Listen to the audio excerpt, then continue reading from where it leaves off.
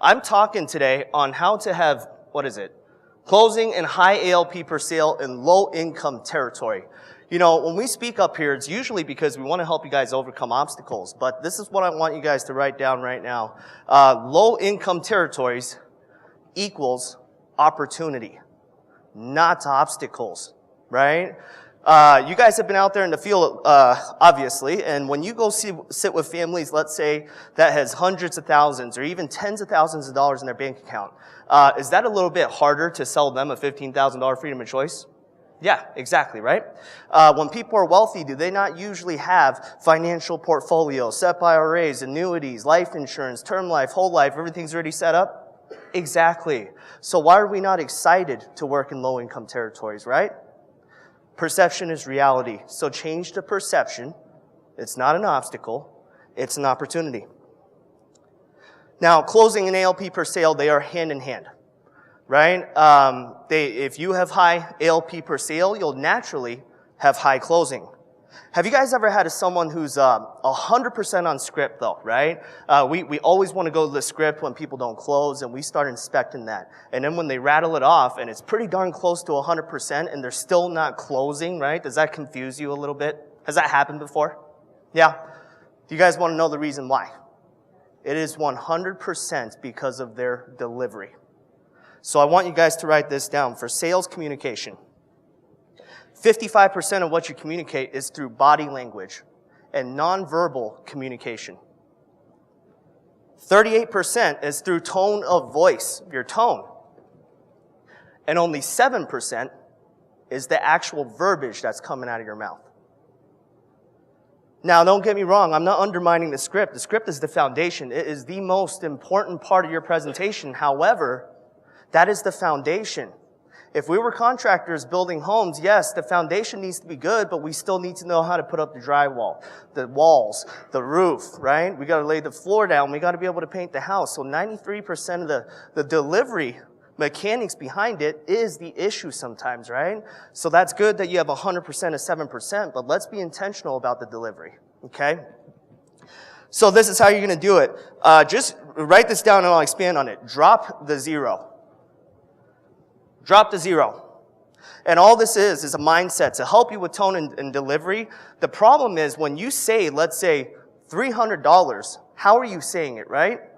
Drop the zero. You guys need to say 300 like it's $30 in your mind, right? Because your agents are so darn scared to say 300. You realize that? They're like, oh yeah, it's like $300. Is that okay? They're like walking on eggshells, right? So how they deliver it, if you're fearful on saying that number, of course they're going to bite back, right? So the problem is often not the problem. It's how you handle the problem too. When you show a large number, anybody get the client like barking back at you? 260? Wow, that's a lot, right? Now, what your agents are doing out there sometimes is they're reacting to it right away. Oh, well, gosh, there might be like a basic plan I could do for you, right? I mean, we can lower it for you. I can lower it for you. They love saying that, right? But why not say, of course, that's if you can even qualify for it, right? Let me back up and go through the medical questions and see if we can even do anything for you at all, right? So how you respond to how they respond is extremely important. It validates whether or not I'm crazy or they're crazy. They're looking at me like I'm crazy. No, you're crazy, right? Why would you not set aside $300 to protect your family? Are you kidding me? Right? So be very intentional with your agents and train them on how they're actually, their body language, right? Their tone and all that when they actually, when the clients are actually seeing that about their 260 or whatever number that they're actually showing the client, okay? But number two, you heard this a couple of times already, but it's that important. Don't think with your own pocket. Right? Your agents are prejudging a lot more than you think, but if you take yesterday's experience into the home today, it's always going to get worse and worse and worse and worse and worse, right? So no, every single home is a reset button, right? And when you don't prejudge, this is the best news about it. They get to at least see what's possible. Do you guys like setting up your 10-year dreams? Why? It's because we can see what's possible and we work our way there, right? We can't get people excited about a Gucci bag if all we show them is JanSport, right? We got to be able to at least show it to them. And if they can't do it right now, that's fine. You can upgrade later, but at least you get your foot in the door, right? So show them what's possible, and one day they can upgrade to that. So maximize their benefits, right? Even if you feel they can't afford it, don't need it, who cares? At least show what's possible.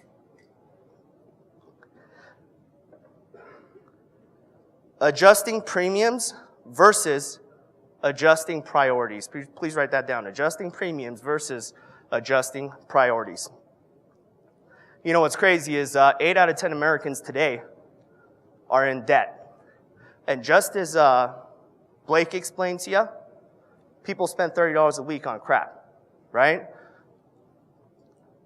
A lot of people spend so much money on even food. Why is that? It's because they need to eat. It's something that they need. They even spend money on entertainment, right? On cigarettes, on gas. So what this proves to you is not that they can't afford it. You shouldn't be asking what level of money is manageable for them, right? It's what level of priority can we make this benefit plan to the client. Raise the priority instead of lowering the premium.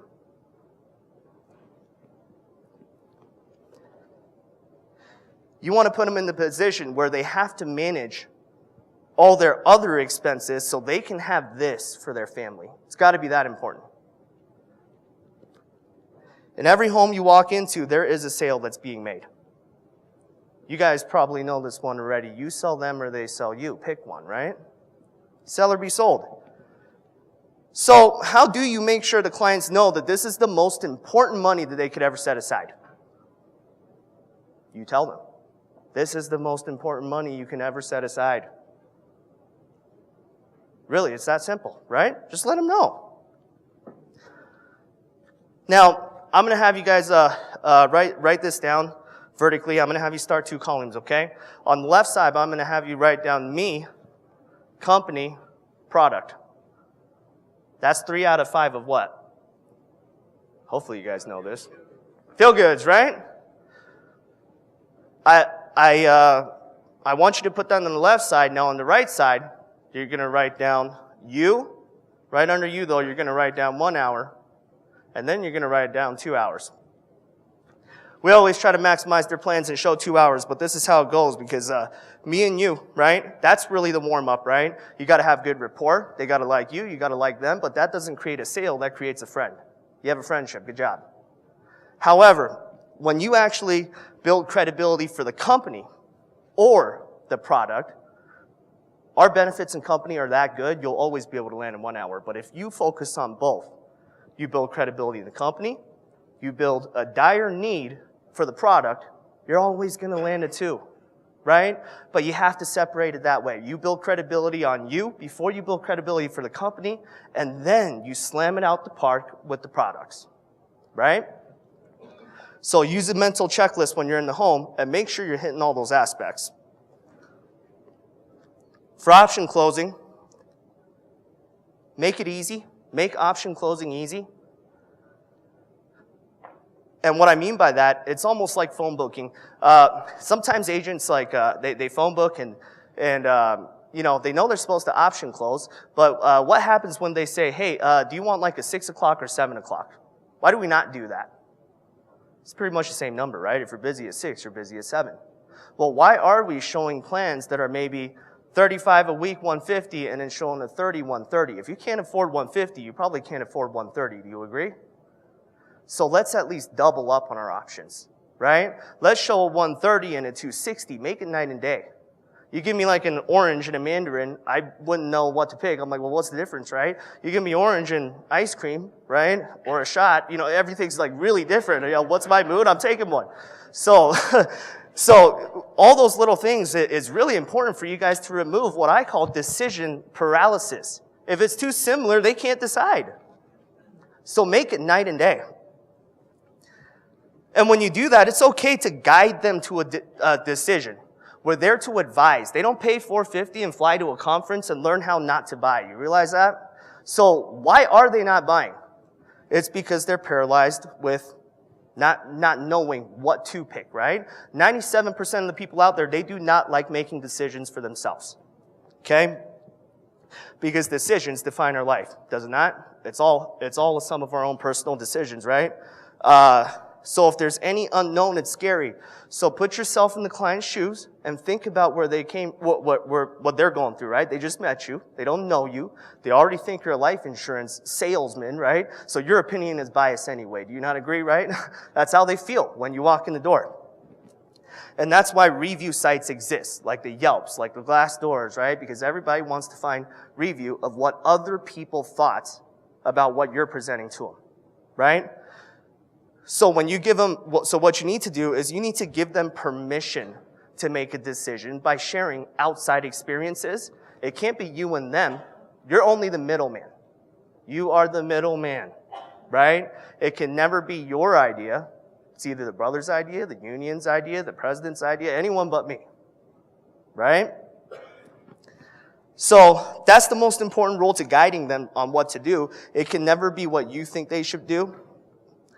You just have to make sure they understand what everyone else is doing under their exact same circumstance today. If they knew the last person with 3 life insurance policies still got a freedom of choice started with me, it makes it okay, right? If they knew that right now there's a drought, electrical workers have 3 months of being laid off, but they still take a 1-hour plan, and that's why it's set up for them, it makes it okay. Right? But you have to make sure you explain that to them before they give you the obstacle. Sales is killing the objection before it ever even comes up. So sometimes, when you make options that clear, right? I can't remember the last time when I actually do the first option close, they don't pick one. The only time that I actually have to down close is if I read their body language, right? Because they're communicating with me too. I see their tone, I see their body language, and you can't be afraid to call it out. Get the elephant out the room, just bring it up. You look a little uncomfortable right now, are you okay, right? Call it out, right? And if you do need to down close again, if you do need to cement the deal, your last down close cannot be an option. It's a one option close, right? Write that down. Your last down close must be a one option final down close. They've already showed you their repetitive behavior of not being able to make decisions. So why are we still giving them things to decide on? Help them out. Eliminate the option and leave them with one and assume the sale. Just like we assume referral collection, right? If they don't want to give you referrals, they'll tell you anyway, right? So then assume the sale. If they don't want to do it, they'll tell you anyway. Roll straight into it, right? Quit asking for validation at that point and do what's best for the client.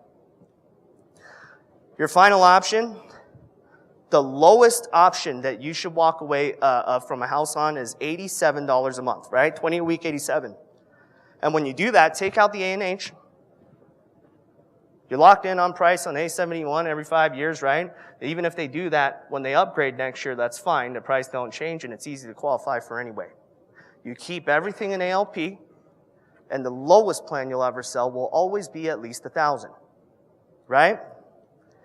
There's no reason to go any lower than $87 because what you guys need to understand is we call it the psychological pricing, right? In sales, all that means is, hey, why you see a lot of like 99 cents, $99, right? It's because when you change a 3-digit number to a 2-digit number, right, for that premium, there's a mental relief, right? It's like, oh my goodness, wow, I can actually do that one, right?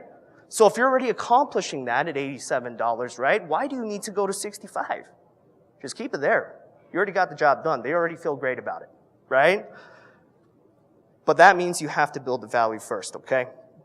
So when you guide them to that, after showing them what's actually possible and not prejudging, right, it's easy for them to get their foot in the door, even if it's just with the freedom of choice today, because they're going to want that next year. Everybody upgrades. That's what I tell them. I mean, you look at the company's POS closing ratio, do they not buy? They're buyers, right? And what does that do? If you guys are actually running an agency for growth, you're setting up layups all day. I mean, shoot, I have my Seattle legacy, and Matt, you just talked about it the other day, right? Crystal walked right into a sale from someone that I wrote up last year. So it happens, guys. But you have to create the opportunity, get them qualified, right? It can't be your idea. It's got to be theirs. Thank you.